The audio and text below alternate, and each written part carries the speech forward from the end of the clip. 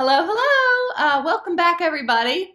It's been a while. It's going to take me a while to make these vlogs, I'm figuring out, especially since I'm new at it and trying to figure out cool stuff. Anyway, I wanted to throw a scrap challenge quilt project out there to you guys, and this is it. So, come along with my journey, about 25 minutes or so. I'm going to take you through using your scraps to make a quilt square. If you're a newbie, it's not totally detailed, but it's creative. It shows my process, shows a few techniques, ironing, fusing, a few different little things. Hopefully it's entertaining. If you love it, let me know. Mention it in the comments. Definitely subscribe if you're liking this. I promise we'll do some more fun stuff. And hit the notification bell if you want to know when I post. Won't be that often to start with, but I'm getting used to it. All right, come join me on making the quilt square. Okay, so here you see the basket of scraps that I have. I've got plenty of baskets of scraps. Look at all this stuff. I have got everything in here. Quilting fabric, fashion fabric, silks, laces. This looks like it may have been an old garment. Really, it's all tossed in there haphazard. I keep meaning to go through it and haven't. Look, that one hasn't even been used yet. Fabric quarters. Some of them are kind of packaged up in these Ziploc bags by color or pattern possibly. So that's probably a project down the line that I need to do. But just sort of to contain it and keep it from getting too horribly messy, I Ziploc it and kind of suck the air out. And then I can package it up in here. The loose stuff is stuff that probably from projects that I've more recently been working on, or I haven't gotten to packaging yet. So here you can see another. If I was super duper organized, I would probably do it by fabric type, by color. Would make my life a lot easier. In fact, now that I'm talking to you guys about this, I'm thinking I might just do that. But then I always get caught up in other projects like my artwork that I want to get rolling. So rather than spend time organizing colors and fabric, I move on to artwork usually. But you can see, like, in the past 30 seconds, I started organizing kind of by color. And so our project will be making a quilt square, or like 20, just using our scraps, because I know sewers always have fabric scraps. I think it'll be a really fun, creative project to get going, to use up your fabric stash. All right, let's see what we can do.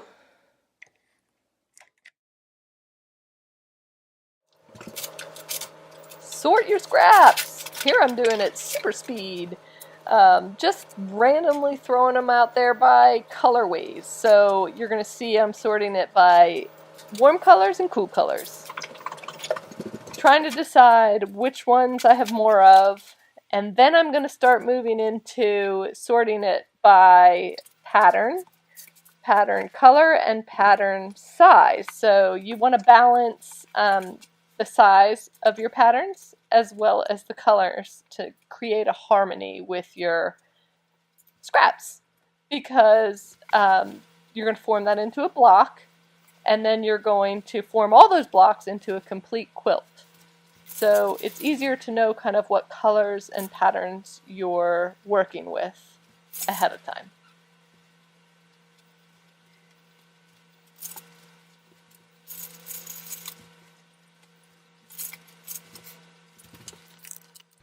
Okay, step 3, prep your fabric and make your design. I'll talk about the design on camera. So prepping fabric is just ironing. This is quilting cotton, so you can set your iron on its hottest setting, rub it back and forth, try and get out those creases. The fabric's probably been stored in a weird way, so you're gonna have lots of creases. You can use a spray water bottle I like to put a dab of lavender in it to give it a nice smell. Spray it on the creases and iron. It'll be like steaming it a little bit, get the creases out easier.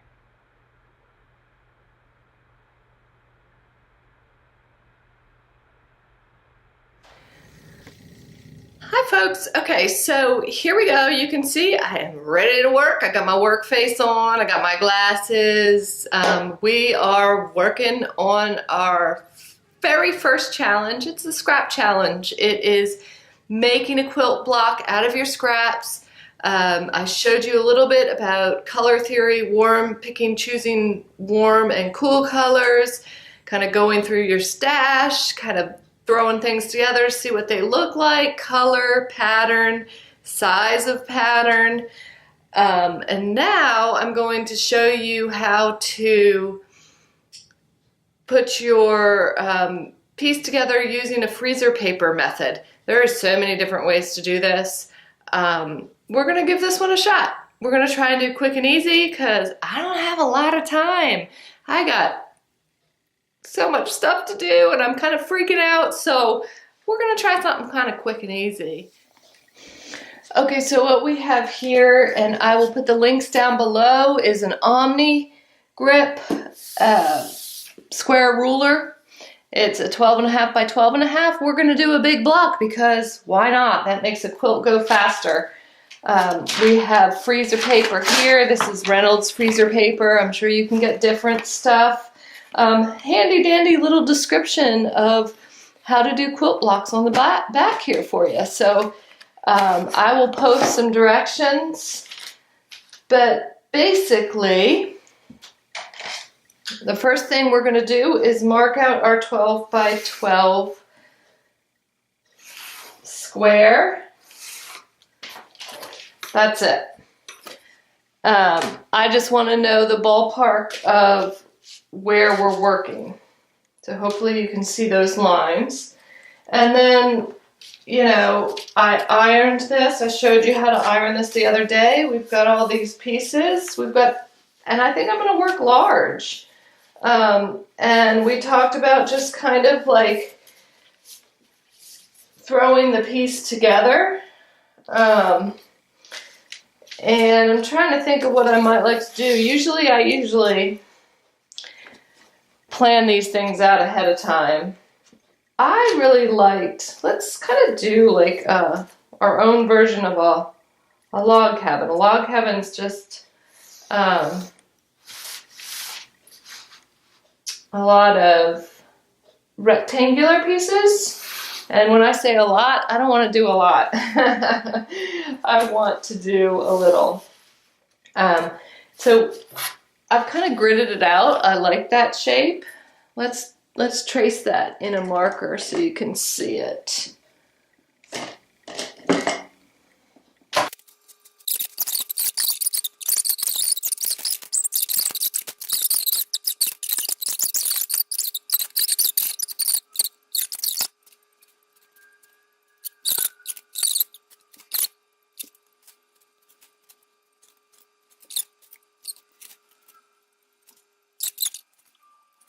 Set that ruler aside. We have this crazy little quilt thing now, and I'm thinking it's too busy.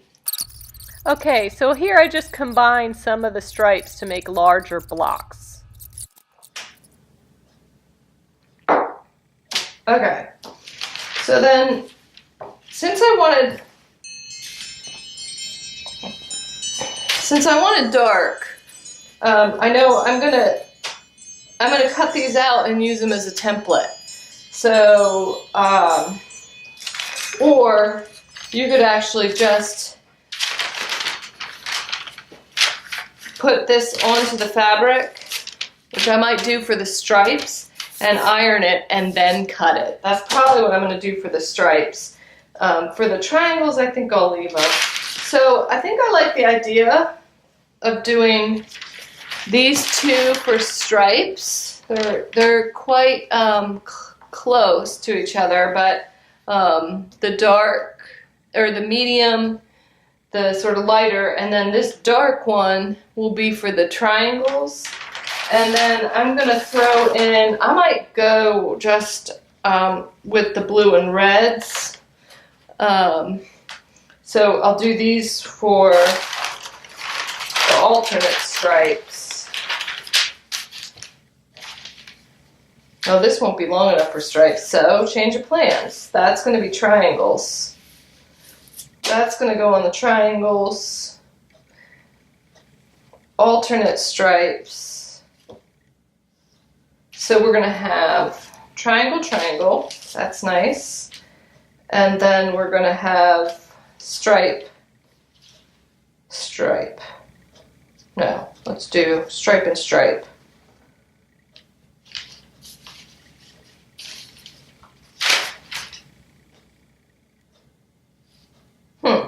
Okay. That's the plan. Now, I can see my lines through the freezer paper. So, I am going to take my fabric, lining this selvage edge up with the lines. And actually, I'm going to slip it a little bit here because we have some damage to the fabric there.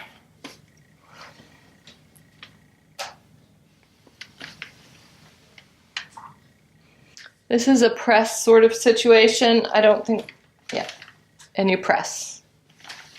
It's going to hold it there kind of temporarily onto the freezer paper.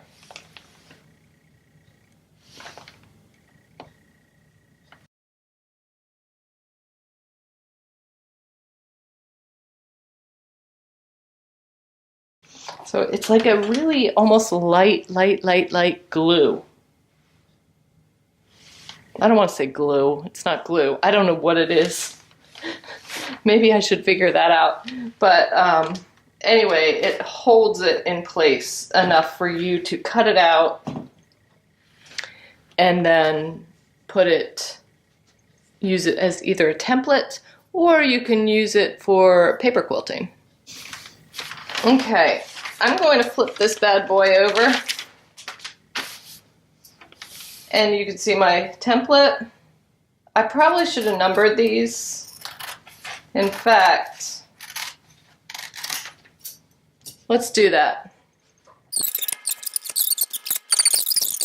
So now, hopefully, when we go to put this bad boy back together, we know what we're doing. So basically all you're doing here is cutting out along your lines all the little freezer paper pieces and you're matching up the fabric samples that you want to go with those pieces. So that's what you see me doing in this clip in super fast speed. Hope you enjoy it. You will notice that I quieted this little clip for you, whereas I left some of the little squeaky noises in the other clips because I like them. They're very fun. Anyway, all right, I will see you on the other end. That's our pile. That's our quilt. Again, this is me without fancy equipment. So we had something like this, and this is, you know, where you get to play.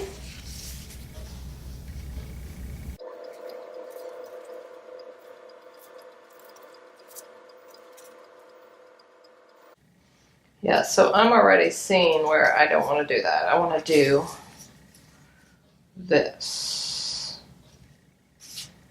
And this.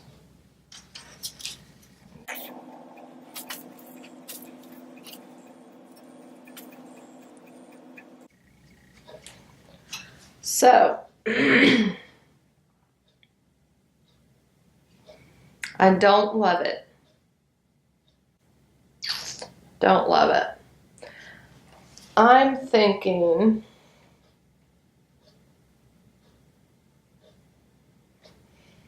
these need to be this. And maybe these two need to be dark. Let's do these two dark. Okay, so I made a few alterations here. I decided to make these full blocks. I probably could recut them to make them full blocks instead of the triangles. But I like that. I like the solid bit here, and I put an extra patterned piece here. I kind of like the balance of that. I'm happy with that.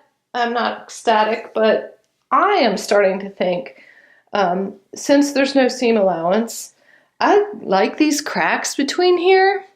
And I am really thinking that if this was overlaid on top of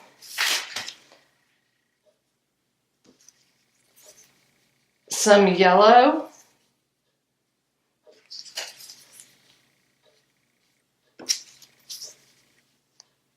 so I think if it was overlaid on a yellow piece of fabric, there, that looks a little dull in this camera, but it really pops. Little less than the white, but you see the cracks? I think I'm going to overlay this whole piece on top of some yellow and make it pop, and then maybe even in the end put like a little red square with a yellow button, something like that. And that's our quilt square. So pretty simple. That was maybe 45 minutes, and I'll sew that maybe this afternoon, maybe tomorrow, and then we'll finish up with the accessories, like a little flourish here and here, I think, to balance out the lights and the darks. So when we were looking at colors earlier, we looked at colors, warm colors versus cool colors. Juxtaposing them together can make some stuff really pop. Also, lights against darks really set things off. So those are some of the things that I was thinking about making this. That's something that you might want to think about making yours, or not. Up to you. That's the fun part. Okay, people, so now we also have this Stitch Witchery. So this is a product that is going to help us adhere these strips down to the base fabric. Like I said, I chose this yellow. We're going to take this Stitch Witchery, and I'm going to show you, all we do is cut strips of it, and here is some of this wonderful stuff. We're just going to cut some strips long enough, just shorter than our other strips too.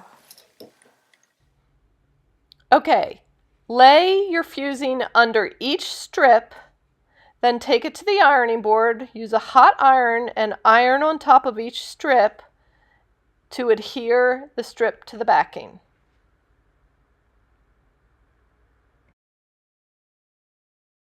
After ironing your fusing in place, go to your machine. We're using a zigzag stitch. Find your zigzag stitch and choose a medium width and a slightly tighter length.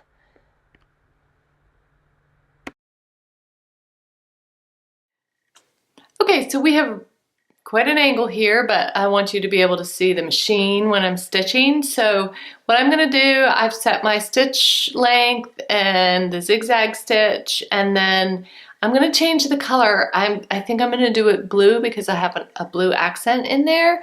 So I'm going to put a blue thread, and I want it visible.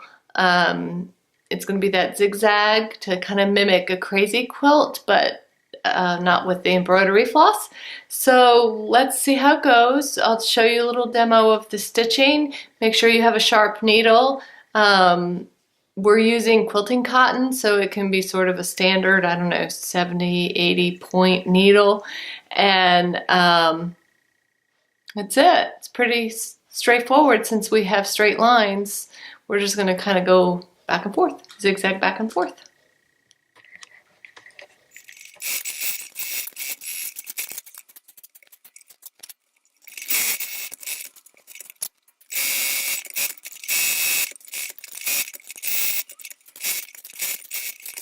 Okay, so I have to stop here because my dog is driving me crazy barking at something. I wanted to show you so far. This is kind of what we go. I'm just kind of randomly going over these seam lines in the zigzag stitch, and the ends are going to fray a little bit and the yellow is going to show through a little bit, and I kind of dig that. It's I'm going to tack this down a little bit better. It gives it a real loose crazy quilt kind of look to it, so that's what I'm going for. And you just keep going with that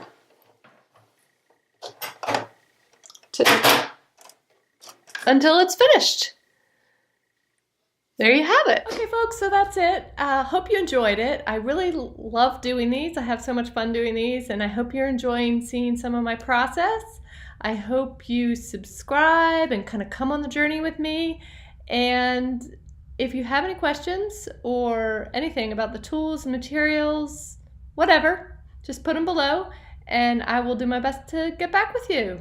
Have a great day.